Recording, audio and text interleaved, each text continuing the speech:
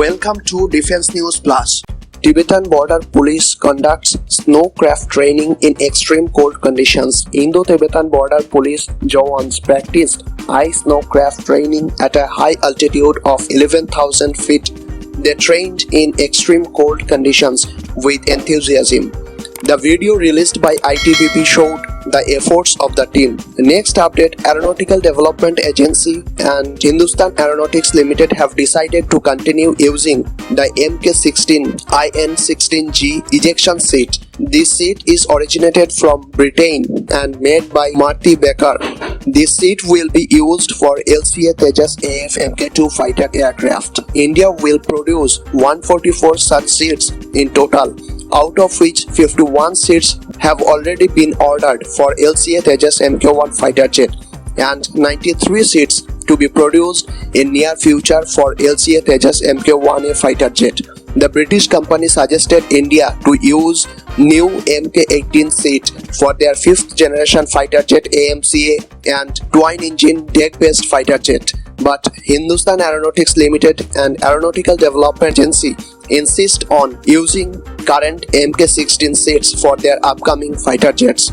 A formal deal of 93 ejection seats will be signed at the end of this year. In another update, 83 LCA Tejas MK1A will be fitted with L-band radar system, which works for identification of enemy L-band radar systems, fitted aerial AWACS aircraft or in ground radar systems, and also can detect low observance stealth fighter. In another update, 110 medical cadets, including 21 female cadets of the 55th batch of the Armed Forces Medical College, Pune, were commissioned as medical officers in the Armed Forces Medical Services on May 15th. The 110 commissioned medical officers will join as interns 31 Armed Forces Medical Services hospitals. Lieutenant General Nardeep Nathani commissioned 94 of the 110 medical cadets were commissioned into the Indian Army, while 10 were commissioned into the Indian Air Force and 6 into the Indian Navy. E-Sanjeevani OPD is a government of India's flagship telemedicine platform developed by DAC Mohali under the aegis of Ministry of Health and Family Welfare. It provides free online medical consultation to all citizens of India and gives online prescription of medicines. Ex-Defense OPD was launched on 7th May in a phased manner by Dr. Ajay Kumar, Defense Secretary, and Sergeant Vice Admiral Rajat Datta, Director General of Armed Forces Medical Services.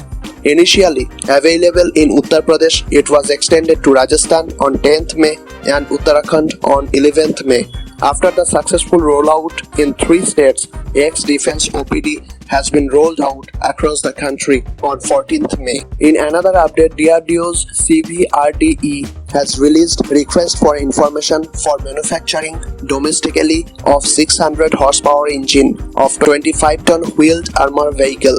Indian Army will place order 100 such vehicle after some minor modification and demonstration program, and government has also cleared for export of such vehicle to friendly foreign countries. In another update, national security interest is the best served in a nuclear weapons-free world. It is a necessity of the time to change nuclear doctrine, looking at the growing Sino-Pakistan nexus and the lack of their genuine commitment. There is a lack of continuity between the commitment and action on part of the recognized nuclear weapon state like US, Russia, UK, France and China in adhering to the commitments made by the Article 6.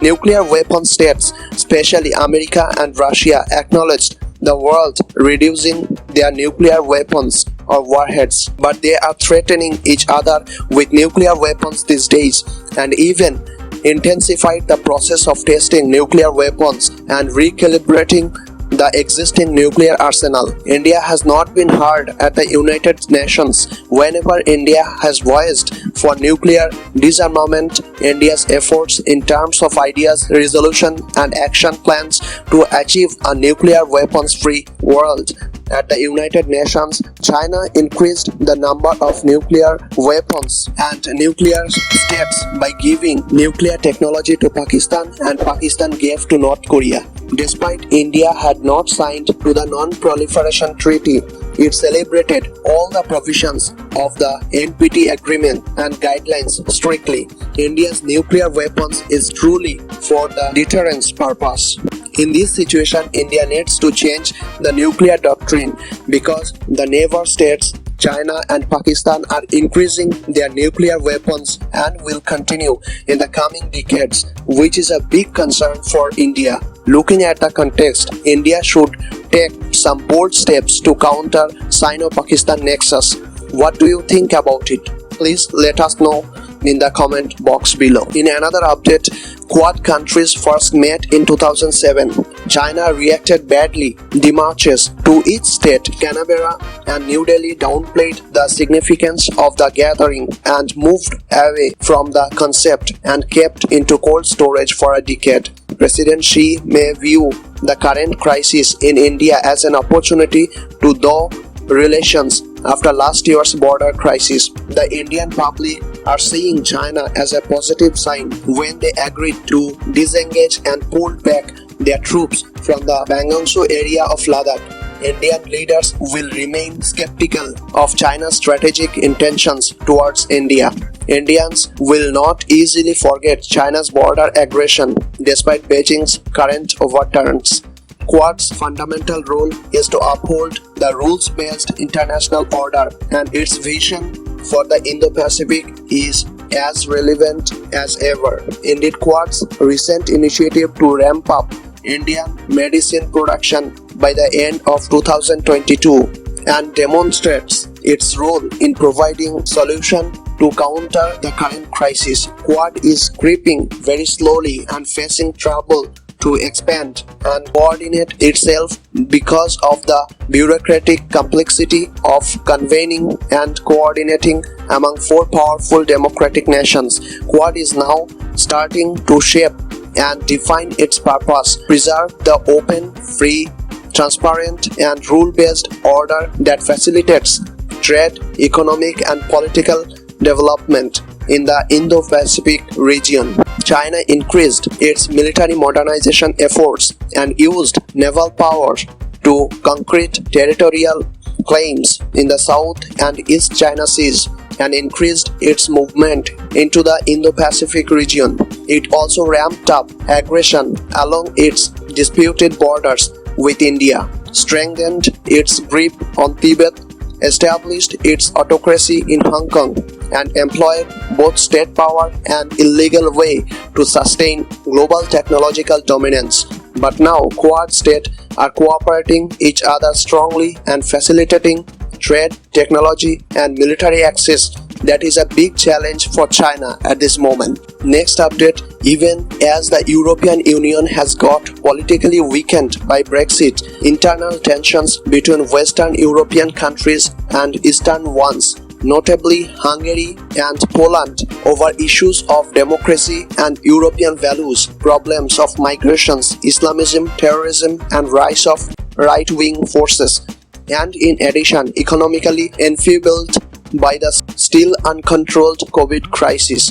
India has decided to draw closer to it. The European Union is India's biggest economic partner with the $115.6 billion of total trade 2018-19 fiscal year. Indian exports to EU market increased 14% in total. EU's trade share into India increased from 8% to 18%, 75.8 billion euro in 2019. In the last decade, some 6,000 European companies are present in India. Negotiations for a free trade agreement was cancelled in 2013. The European Union's website says it wants an agreement that is economically meaningful, delivering real new market openings in all sectors to both sides, contains a solid rules-based component, and includes a comprehensive trade and sustainable development chapter, notably to deal with social and environmental impacts. The European Union did not agree with India in terms of fair market access and full respect of World Trade Organization obligations. All this has relevance to the India-EU Leaders Summit that took place on 8th May, and they are trying to agree on free trade agreement as early as possible to fulfill this dream.